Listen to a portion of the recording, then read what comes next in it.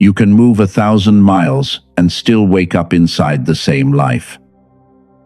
The address changes, the walls change, the names in your phone change, but fear can travel.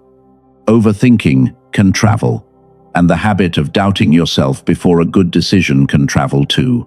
Chosen one. That is why what you are feeling may be bigger than relocation. Maybe you have been imagining another city.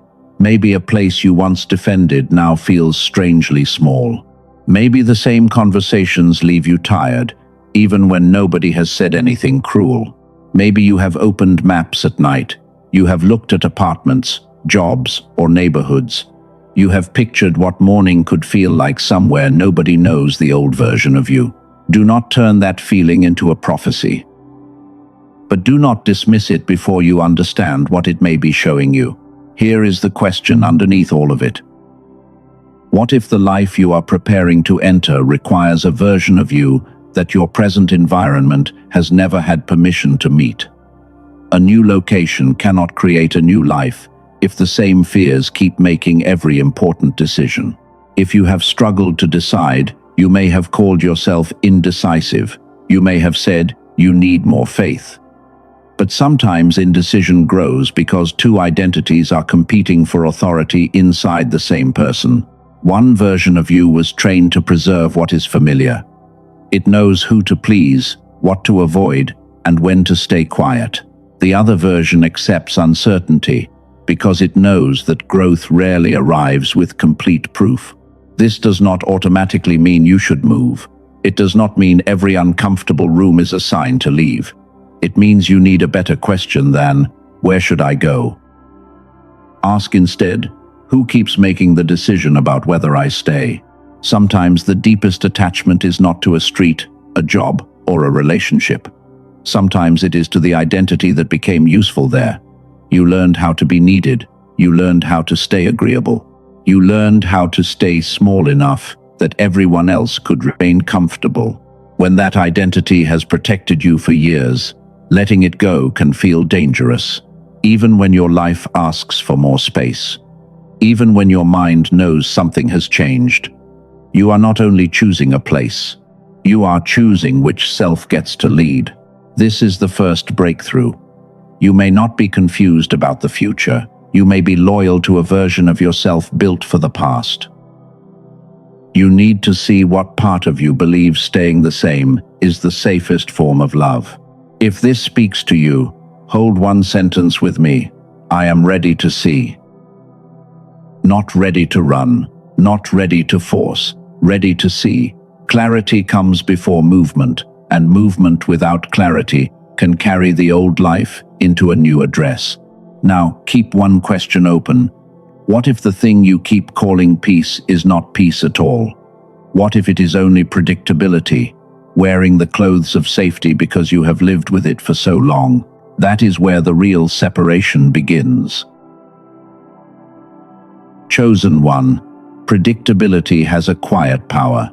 It can make a small life feel safe because you already know where every disappointment lives. You know which conversations to avoid. You know who gets uncomfortable when you speak honestly. You know how much of yourself to reveal before the room begins to tighten. That is the familiarity trap. Familiarity can imitate peace because both reduce uncertainty, but they are not the same. Peace gives you room to breathe and grow. Predictability only tells you what will probably happen next, even when what happens next keeps repeating the same pain. You can become so skilled at surviving one environment that survival starts to feel like belonging. You learn the roles. You learn when to smile, when to stay silent, and when to make yourself smaller. After enough years, the pattern feels natural. This is why leaving can feel wrong before it feels free. The unfamiliar has no script yet. You do not know who will understand you. You do not know whether the new job will fit. You do not know whether the new neighborhood will become home. Your nervous system may read that uncertainty as danger, even when nothing dangerous is happening. So ask a different question.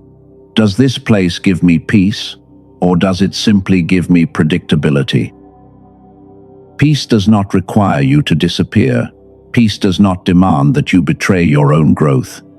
Peace can include uncertainty, because peace is not the absence of change. It is the ability to remain grounded while change becomes real. There is an old wisdom pattern in the story of Abraham leaving what was known. The point is not that every person should copy the journey. The point is that growth sometimes requires movement before the whole map becomes visible. Faith is not pretending there is no risk.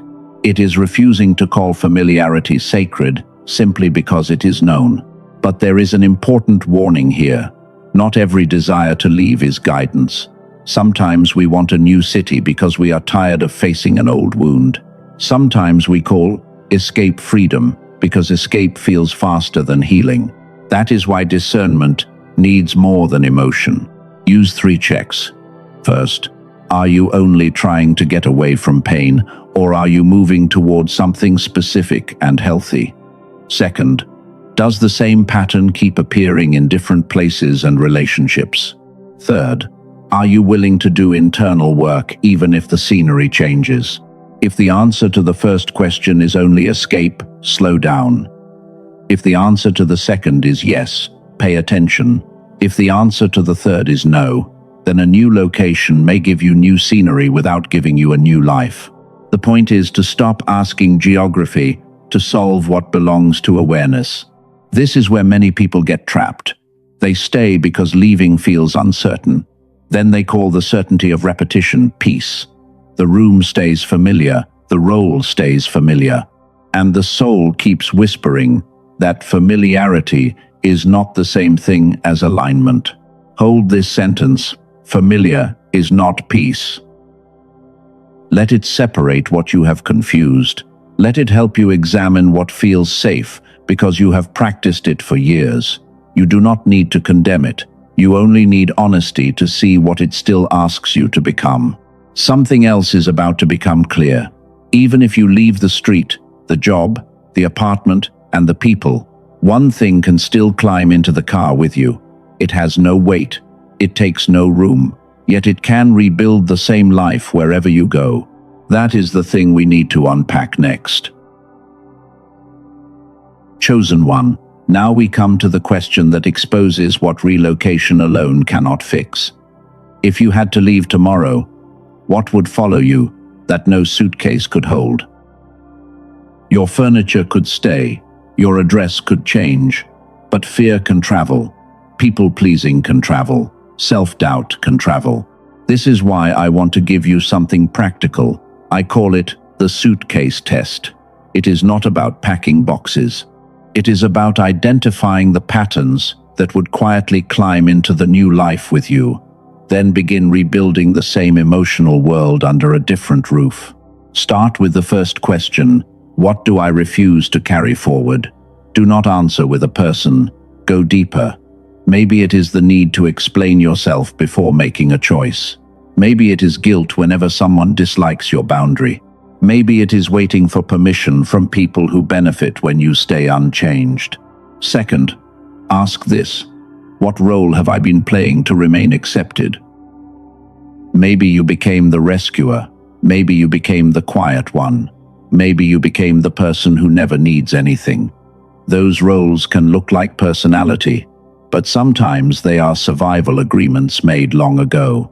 Third, ask where the pattern repeats.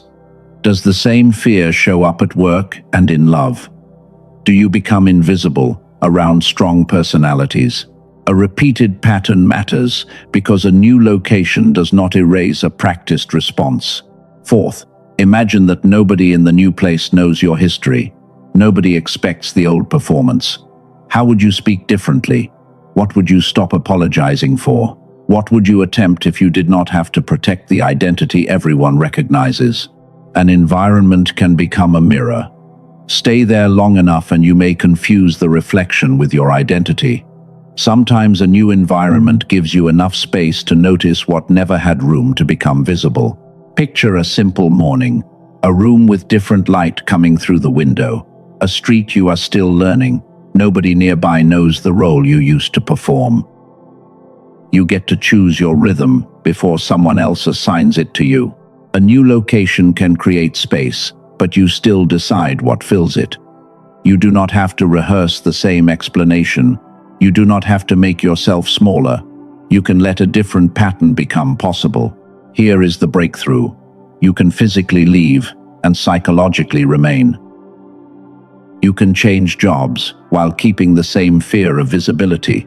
You can meet new people while offering them the same version of you that exhausted the old relationships. So the work is not to hate the past. The work is to separate from the role that no longer belongs to you. You are allowed to leave a role without hating the people who gave it to you. You can honor what helped you survive and still decide that survival will not become your future identity. Freedom can feel strange. The old role was painful, but familiar. The new self may be healthier, but it is not automatic yet. That gap can create homesickness for patterns you wanted to escape. Do not mistake that feeling for proof that you chose wrong. Sometimes you are simply experiencing the absence of an old script. And when there is no script, your mind looks for something familiar to tell you what happens next. That creates our next question. What if something good enters your life, but because it feels unfamiliar, you interpret it as unsafe? What if the new people feel calmer than the people you knew before? What if a healthy opportunity feels almost boring because chaos used to feel alive? Keep that question open. The next part is about the social identity that has to change before new people can truly meet the person you are becoming. Chosen one. Sometimes the hardest part of meeting new people is not finding them. It is allowing them to meet a version of you that your old relationships never required. If you spent years being the helper, the listener, or the one who never needed much, a healthier connection can feel unfamiliar. That unfamiliarity can confuse you. You may meet someone who does not demand constant proof, and part of you may wonder whether the connection is real. You may enter a room where nobody needs you to perform, and silence may feel more uncomfortable than conflict ever did. This is how the old social identity survives. It does not always chase toxic people. Sometimes it simply keeps offering the same role to everyone new. You become useful before you become known. You become agreeable before you become honest. Then you wonder why the new circle starts feeling like the old one. The hidden mechanism is simple. Your nervous system often prefers a predictable role because predictable roles reduce uncertainty. If being needed once gave you safety, you may keep creating situations where people need you. If staying quiet once protected you, you may keep calling silence maturity. But missing the old pattern does not mean you belong back inside it. Missing familiarity is not the same as receiving guidance to return. Sometimes it only means your body has not learned the new rhythm yet. Imagine sitting at a table with people who do not interrupt your growth. You say what you mean. Nobody punishes the honesty. You do not rescue the whole room. Someone asks how you are, and they actually wait for the answer. At first, that kind of connection may feel less intense. That does not make it less meaningful. Chaos creates chemistry very quickly, because the nervous system recognizes its old language.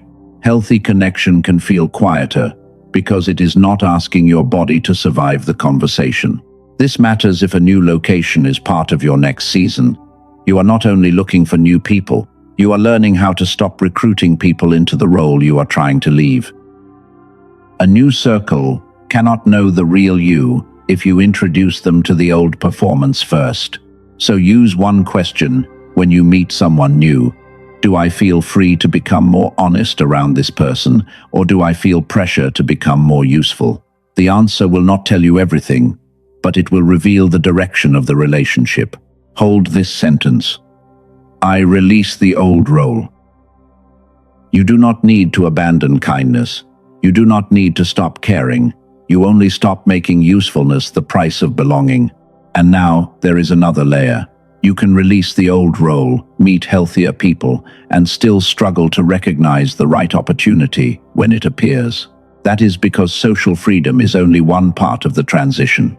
There is something else that matters when you are evaluating a new city, a new person, or a new door. It is the condition of the mind doing the evaluating. When the mind is foggy, overloaded, or exhausted, even a good opportunity can become difficult to read. There is research that the material behind a resource I will mention later connects to the way the two sides of the brain work together. I am not asking you to believe a promise because it sounds spiritual. I want you to hold one practical question until we return to it. What if the next door is present, but mental fog keeps you from recognizing it clearly? Chosen one, here is where the message turns. Packing is the easy part. Boxes can be closed in a day, a lease can be signed, a job can change, but if the same internal patterns keep interpreting every new situation, the old life can rebuild itself quickly. You may arrive somewhere new and still hesitate before speaking. You may receive a better opportunity and still assume you are not ready. You may meet kinder people and still search their faces for the rejection you learned to expect somewhere else. Then a dangerous conclusion appears. Maybe every city is the same. Maybe every relationship becomes the same story. But repeated outcomes do not always prove that every environment is identical. Sometimes the pattern lives in the way you notice, interpret, and respond. That is why a new zip code cannot carry the entire burden of transformation. An environment can change what appears around you.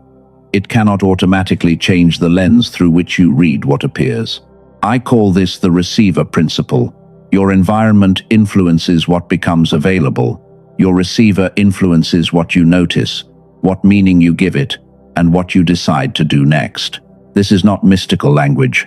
It is a practical way to think about attention, clarity, emotional regulation, and decision-making. Consider a simple example. Two people receive the same invitation. One sees a risk and freezes. The other sees a question worth exploring. Neither knows the final outcome, but the condition of the receiver changes what action becomes possible. That is why clarity matters before movement. You do not need perfect certainty. You need enough internal space to separate facts from fear. When those two things are mixed, anxiety can sound like wisdom and urgency can sound like destiny. Use a simple rule before a major decision. Give yourself 24 hours, whenever the situation allows it. Write down what you know. Write down what you fear. Write down what remains unknown. Then choose one reversible next step that can produce more information. Maybe that step is a phone call. Maybe it is an application. Maybe it is visiting the neighborhood before signing anything. Movement becomes safer when it creates evidence instead of demanding blind certainty.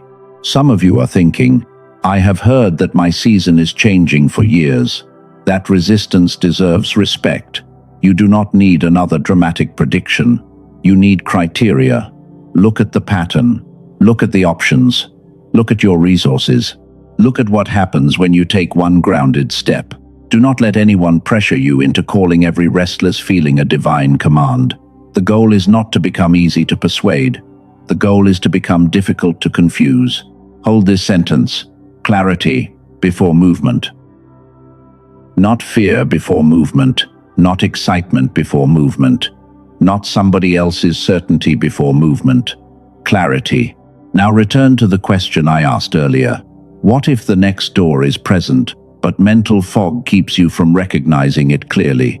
We are getting close to the answer, because the issue is not only whether a door opens. The deeper issue is what your mind does when the door does not look familiar. A blessing may arrive without the fireworks you expected. A healthy person may feel quieter than chaos. A useful opportunity may look smaller than the fantasy you built around it.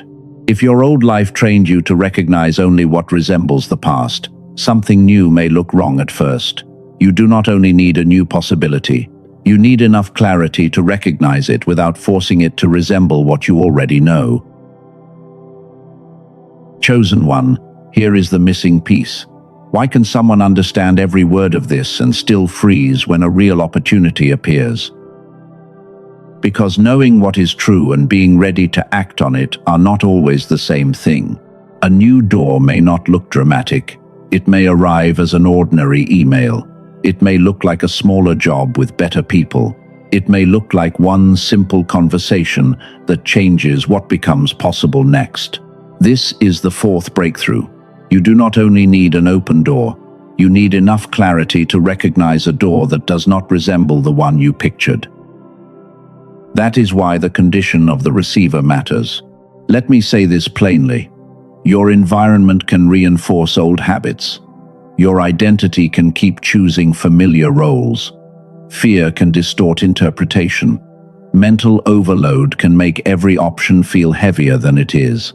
So, the work is layered. Examine the environment, release the old role, regulate before major decisions, strengthen clarity. Then, take one grounded step that gives you more information. The person who enters a new season is not a fearless version of you. It is a clearer version of you.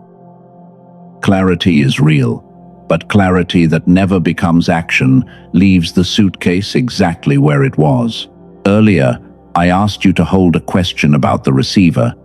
This is where that loop closes. There is a resource whose creators connect their approach to research on how the two sides of the brain work together, and I want to describe it without turning it into a promise.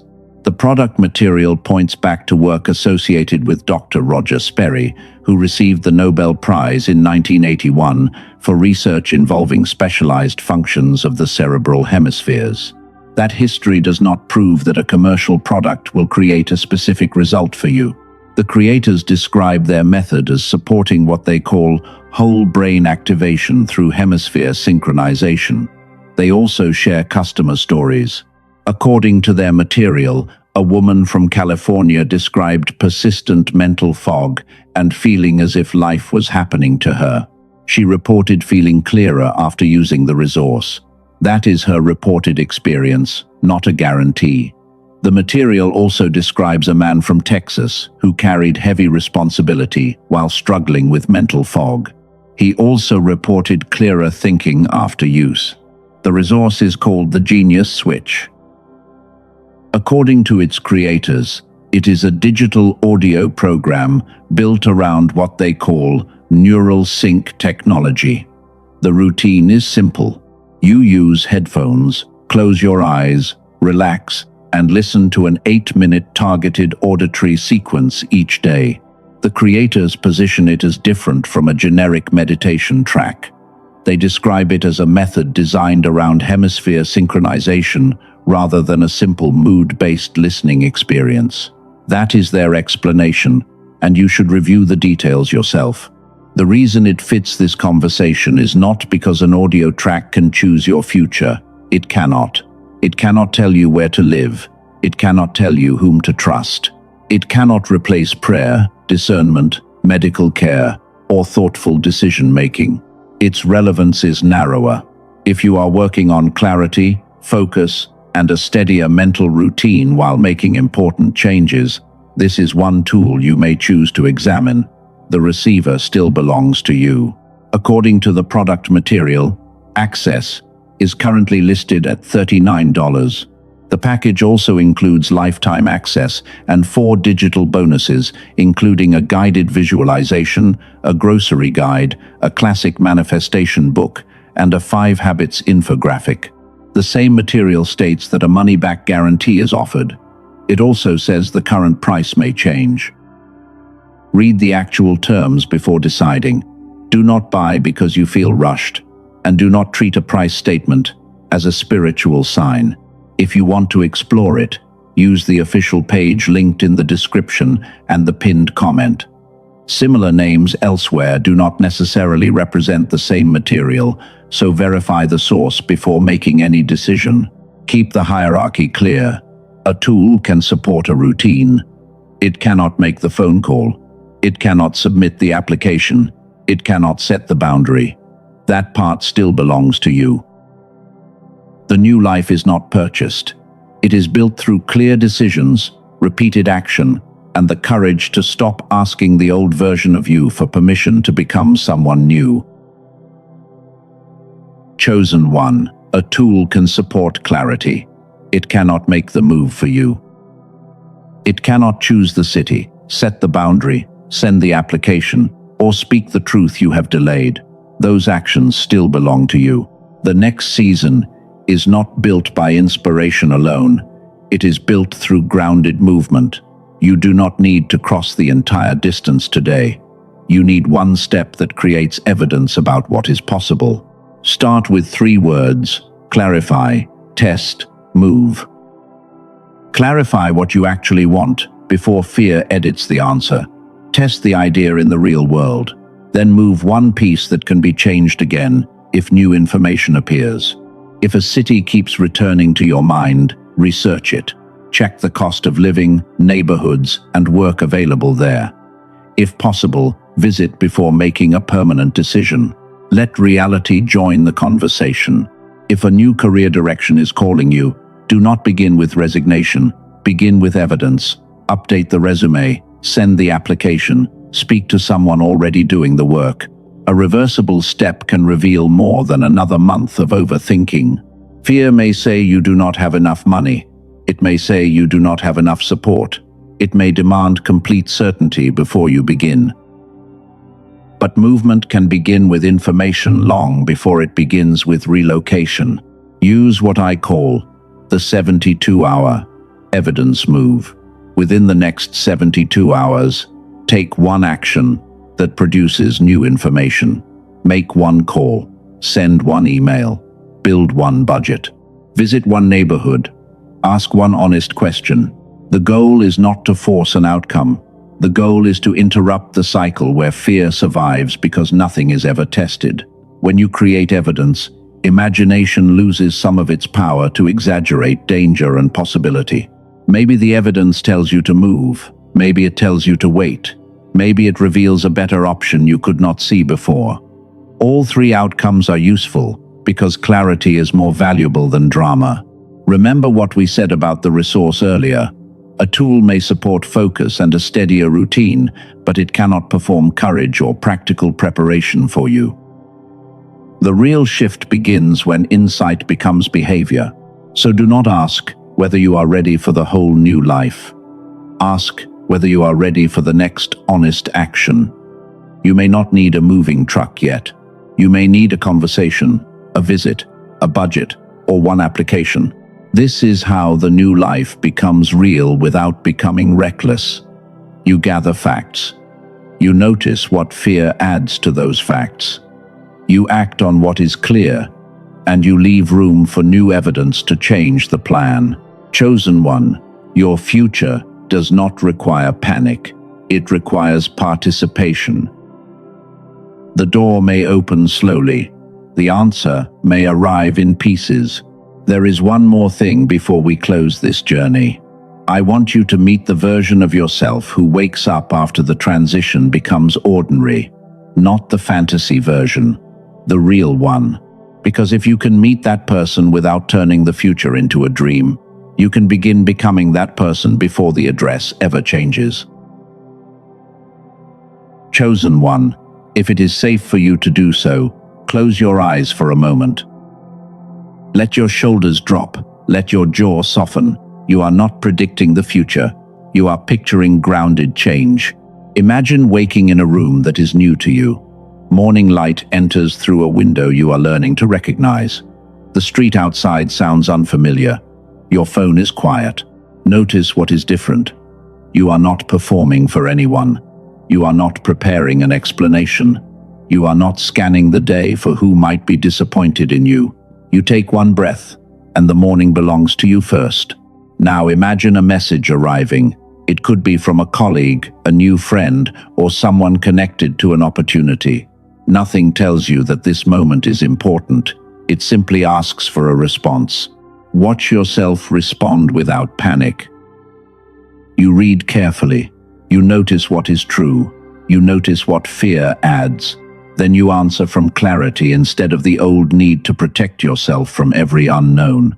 Picture yourself walking through that new place. You still have bills. You still have laundry. Some days are awkward. Some people are not your people.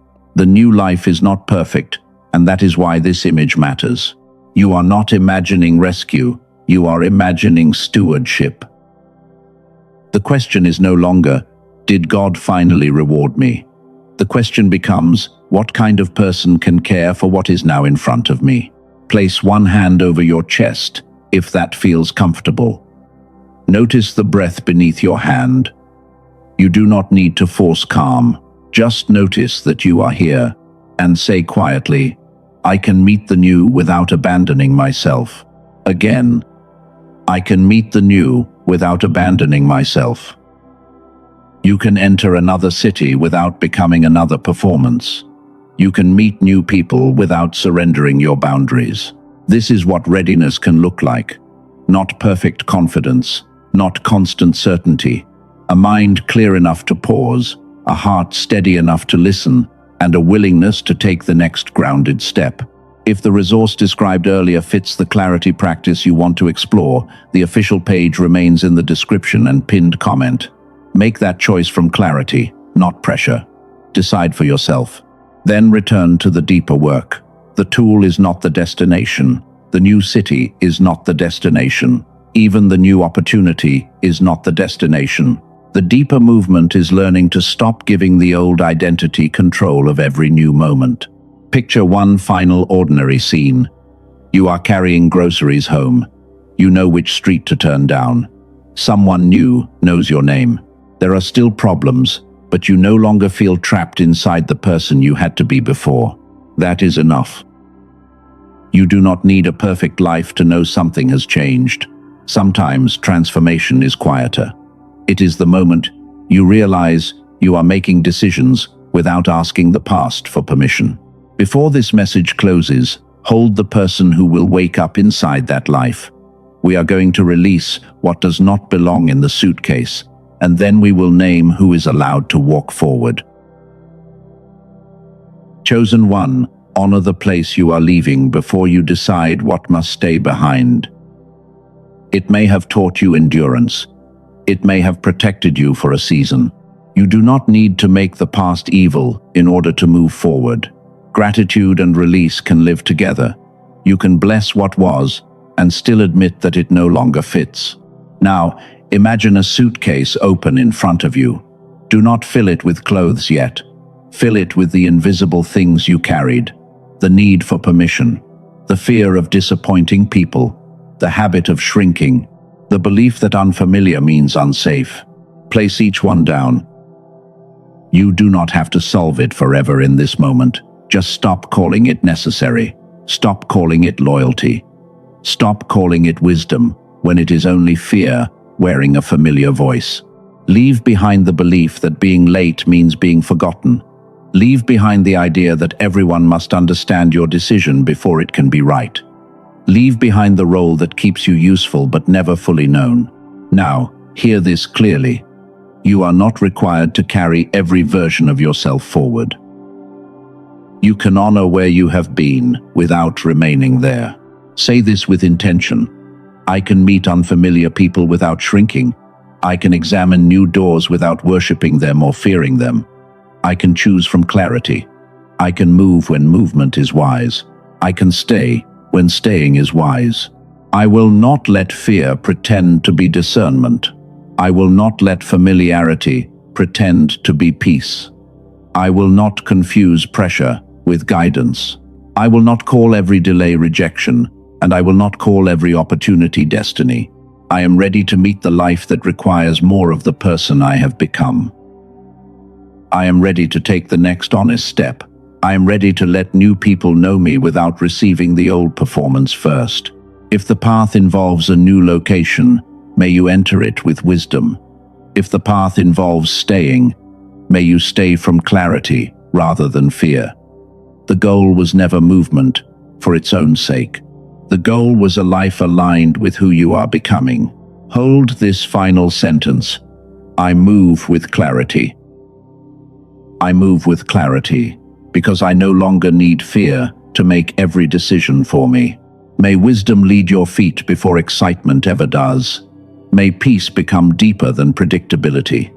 May you recognize what is healthy even when it feels unfamiliar. Amen. And now the question from the beginning has its answer. Which version of you is packing the bags? not the frightened version trying to escape.